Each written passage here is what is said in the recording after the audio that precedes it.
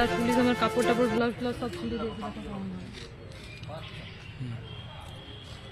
এই বাড়িতে কে গেছিল? এই মহিলাকে কে মেরেছে? এর বাড়িতে কে গেছিল জানতে চাই। আমি এলাকার বিধায়ক। এই মহিলাকে কে মেরেছে জানতে চাই। এই বাচ্চাকে কে ফেলে দিয়েছে? কে গেছিল এর বাড়িতে? নন্দীগ্রাম থানায় তোলপাড় রাজ্যের বিরোধী দলনেতা শুভেন্দু অধিকারী, যিনি আবার ঘটনাচক্রে নন্দীগ্রামের বিধায়কও বটে। কতদিন আর পুলিশের অত্যাচার সহ্য করবেন? কতদিন মমতা বন্দ্যোপাধ্যায়ের পুলিশের এই রকমের দলদাসগিরি এবং এই চটিচাটাগিরি কতদিন সহ্য করা যাবে? মানুষ তো দিনের শেষে কতদিন সহ্য করা যাবে? একটা সামান্য কারণ দেখিয়ে মিথ্যা অভিযোগ দিয়ে একটা বিজেপি কর্মীর বাড়িতে পুলিশ গেল চলে, উইদাউট ওয়ারেন্ট, উইদাউট কিছু কাগজপত্র, কিচ্ছু নেই।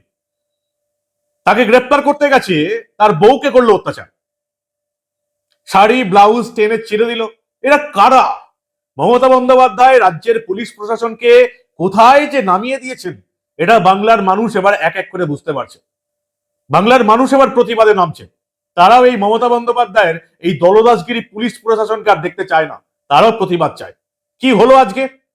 আজকে আমরা দেখলাম নন্দীগ্রামের বিধায়ক এবং রাজ্যের বিরোধী দলনেতা শুভেন্দু অধিকারী একেবারে নন্দীগ্রাম থানায় হাজির হয়ে গেলেন এবং সেখানে তিনি পুলিশকে জিজ্ঞেস করছেন একজন মহিলাকে দেখিয়ে যে একে কে অত্যাচার করেছে, এই বাচ্চাটিকে কে অত্যাচার করেছে। ঘটনা কি ঘটেছিল?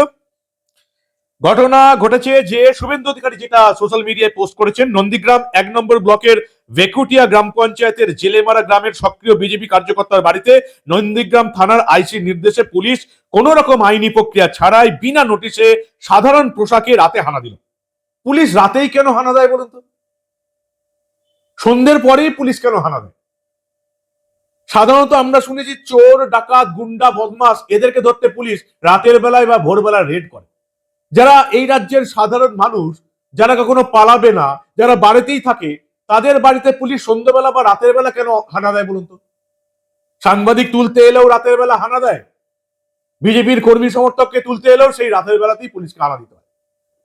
এত নিকৃষ্ট মানের পুলিশি ব্যবস্থা মমতা বন্দ্যোপাধ্যায় এই রাজ্যে চালু করে রেখেছেন যে প্রত্যেককেই এখন ভুগতে হচ্ছে।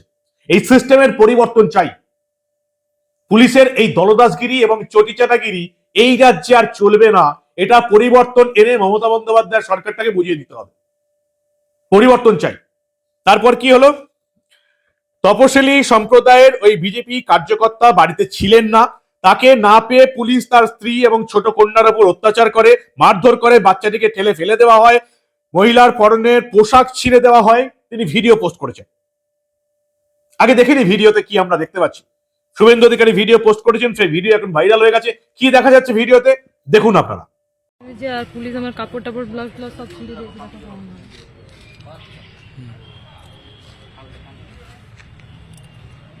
পালিয়ে গেছে, ওর তো ঘরে তো মা বোন ছিল। শুভেন্দু অধিকারী এরপর নন্দীগ্রাম থানায় গেলেন এবং তিনি পোস্ট করেছেন ফেসবুকে, আমি মমতার প্রশাসনকে সাবধান করতে চাই, আপনারা এই ধরনের বেআইনি কার্যকলাপ বন্ধ করুন। এভাবে মিথ্যা অভিযোগ চাপিয়ে চাপ দিয়ে বিজেপি কর্মীদের তৃণমূলীকরণ করা যাবে না। এই ঘটনার বিরুদ্ধে আমরা মহামান্য আদালতের দৃষ্টি আকর্ষণ করব, প্রয়োজনে যা যা করার করব। এই ঘটনার শেষ দেখে আমরা ছাড়ব। নন্দীগ্রাম থানার আইসির বিরুদ্ধে অভিযোগ, বিজেপি কর্মীকে মিথ্যা মামলায় ফাঁসিয়ে পরবর্তীকালে গ্রেপ্তার করা হয়েছে, তাকে বাড়িতে না পায় তার স্ত্রীকে অত্যাচার করা হয়েছে। কি বললেন বিরোধী দলনেতা দেখুন আপনারা।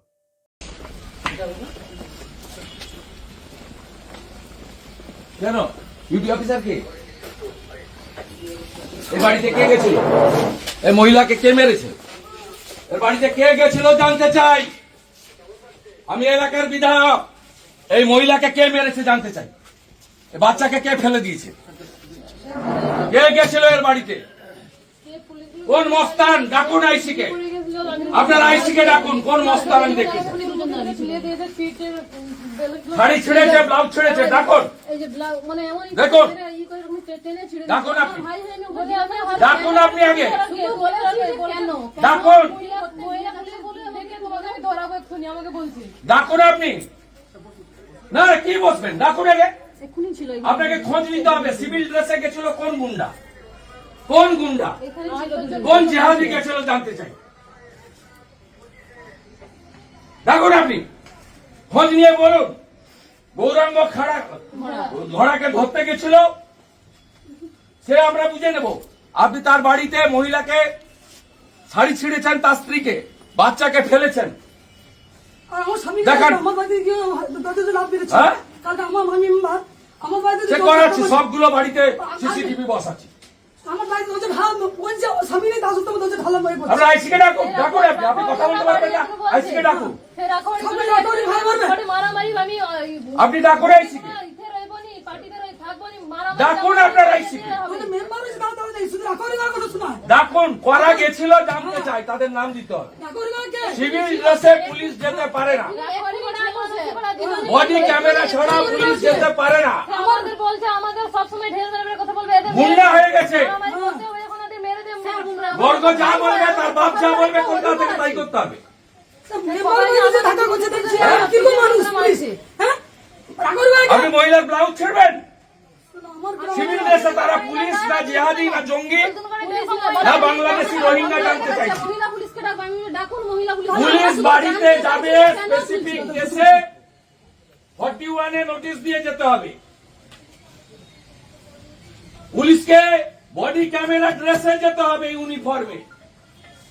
এমনি স্বাভাবিক ড্রেস পরে গেছে। আমার আগে মহিলা পুলিশ গেলে না, আমার বাড়িতে যে অত্যাচার করতো, ওটা ভাঙাটা লাভ করা মানে কি? আপনি গৌরাঙ্গ ঘোড়াকে নিয়ে এসছেন, আপনি নিশ্চয়ই নিয়ে এসে যখন থানায় রেখেছেন, কেউ না কেউ থানা থেকে গেছিল, আপনাকে বলতে হবে কারা গেছিল। এইখানে দুজন ছিল, এক্ষুনি দাঁড়িয়ে ছিল, এইখানে দুজন এক্ষুনি দাঁড়িয়ে ছিল। চিনিয়ে দেন নাম, ছবি তুলে রাখুন, এইখানে এক্ষুনি ছবি বাড়িয়ে তুলে রাখুন। আমার বাড়িতে কে যেন আমিও চিনতে পারি না, তারা সবাই চিনতে পারে। এইখানে দুজন আপনাদের নিয়ে যাব, আমি রিট করাবো আপনাদের দিয়ে পুলিশের বিরুদ্ধে।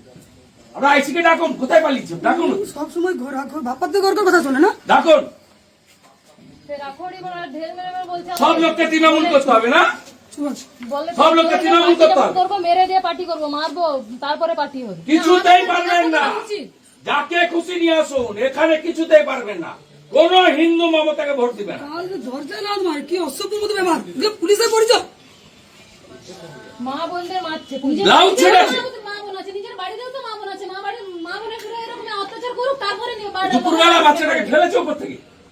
কোলে আছে, বাচ্চারা বাবার জন্য বাচ্চা পড়ে গেছে, বাচ্চা বাবার জন্য কাঁদছে বলে তাকে ঠেলে ফেলে দিচ্ছে। আপনাকে দিতে হবে নাম। আপনি যদি চান এখানে আমি বসে থাকি, সেদিকে ধমকে সুদীপকে তুলে দিয়েছেন, আপনার আইসি রংবাজি দেখিয়েছে, আমাকে পারবেন না আপনি, আমি বলে দিলাম। আপনি উত্তর না দিলে ফল ভোগ করতে হবে, বলে দিলাম আপনাকে। আমি লফুল অ্যাকশন নেব। সবার গায়ে যে হাত তুলতে পারে না, আমরা এরকমই কোনোদিন প্রতিবাদ করবো, আমরা কি মুখ বন্ধ করে থাকবো সবসময় নাকি? গায়ে দিয়ে হাত তুলে দিবে, একটা পরপুরুষ মানুষ গায়ে হাত তুলে দিবে, একটা মেয়ে মানুষের নিজের বাড়িতেও তো মা বোন আছে, মা বোনের উপরে গায়ে হাত তুলুক, তারপরে এখানে আসে পরের বাড়ির বইয়ের উপরে গায়ে হাত ভাই তুলবে। তোমরা হিন্দু না? হিন্দু না হিন্দু না, আমাদের হিন্দু হিন্দু না, হিন্দু হিন্দু হিন্দু বাড়ি দেখে করে এরা। বেশি সবসময় মহিলাদের করে না। আমি তো বলছি আমাদের সামনে ওনার মা বোনের উপরে এরকম 57 বাড়িতে কদিন আগে খুন হয়েছে, একজনের টাচ করতে পারে। দোষ করছি যে আমার বাড়িতে স্বামী নেই, দরজা লাথ মারে ভাঙছে। আমি মেম্বার, আমার কোনো না, সে রাখরি করা কে? আমার বুঝে আমার পুরো কথা। সব বাড়িতে সিসিটিভি লাগাচ্ছি, সিসিটিভি লাগিয়ে দিচ্ছি, সব ভেকুটিয়া সব বাড়িতে। সে রাখড়ি করার রাখরি পাশে করা ছেড়ে। পুলিশরা ছুটে চলে যায় না, আর কেউ পুরো পুরো তাহলে এখনো বলবে শুধু এদের পার্টি করছে তো, তৃণমূল বিজেপি পার্টি করছে তো, এদেরকে বড় নেতা এই যে রাখরি যেমন পার্টি করবো, এদের মায়ের পার্টি অফিস বানিয়ে দিয়েছে, শ্যামল সাউকে ডেকে বলছে জয়েন করো, জয়েন করেনি বলে বৃন্দাবন চক তার বাড়ি থেকে 20 কিলোমিটার দূরে তার নাম দিয়ে দিয়েছে কেসে, চার্জশিটে। আমরা আইও পারবে ঠিক আছে কেসটা, কষ্ট আদায় করবো, খুন গরম গরমে ছাড়ুন, তারপর কষ্ট আদায় করে ছাড়বো। ছাড়ুন, তাহলে আমি জানি আইন কি করে আন্দোলন করবো। আর ওই যে ছেলেটা গায়ে হাত দিয়েছিল, ওনার মা বোন গেলে এইরকমই অত্যাচার করুক, তারপরে আমরা ছাড়বো। এভাবে অত্যাচার না, আগে করতে হবে। গরম করে ছাড়তে হবে, তারপর কথা। শুভঙ্কর মেডিকেল করো, মেডিকেল করো, নাম বলতে হবে। আপনি জেনে বলুন, নাম বলবেন হ্যাঁ কি না, ইয়েস অর নো। আমি পাবলিক রিপ্রেজেন্টেটিভ, বাড়ি নিয়েই যাবো। আপনি ইয়েস অর নো বলবেন, তারপরে যা করার করবো। কেন সিভিল ড্রেসে গেছিলেন? মস্তানি, টি শার্ট পরে চলে গেছে, চপ্পল পরা পুলিশ, হ্যাঁ চটি পরা পুলিশ। পুলিশ যদি যেত তাও ভাবছি ড্রেস যে না, পরা আমরা পুলিশ, বলতাম সময় না, সময় নেই। ওরা আনডেসে চটি গেছে, পরা আমরা পুলিশ। বুঝতে পারি না, আমরা শুধু বলছি যে কিটা হয়েছে আমাদের একটু বলুন, আমার ভাইকে যে তুলে নিয়ে যাচ্ছেন, কি চটি হয়েছে পরা বলুন, পুলিশ। কিচ্ছু করেনি। বলে আমাদের মহিলা পুলিশ বলে আর একটা পুলিশ বলে যে তুমি এটা মারছি তো দিয়ে আমার পিঠে করে চড় মারছে। বিরাট হাতে কি পুলিশের পরিচয়?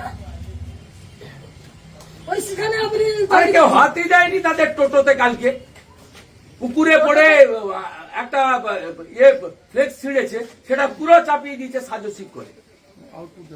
একদিনও কলেজ করে না এই ছোকরাটা, এই গর্গ না হর্গ, ওইটাই তো একদিন আরে একদিনও কলেজ করে না, এইসব করে বেড়ায়। আর এরা থরথর করে কাঁপে ভয়ে। গৌরাঙ্গ করে এক্ষুনি ছাড়ো। এদের বাবা মা পড়াশোনা করাই, করে থাকতে পারে না, আমি তো- পড়াশোনা ওরাই করিয়েছে, তৃণমূল করিয়েছে, আইপ্যাক গৌরাঙ্গ করিয়েছে। করে না ছাড়লে আমরা আবার মেডিকেল রিপোর্ট করে আবার উনার নামে গৌরাঙ্গকে ছাড়ুন, এক্ষুনি ধরতে হবে। এপ্রিল মাসের পরে মমতা থাকবে না, আইপ্যাক থাকবে না। আমি আপনাকে বলে গেলাম, যা করছেন ফল ভোগ করতে হবে। এক্ষুনি গৌরাঙ্গকে ছাড়তে বলুন।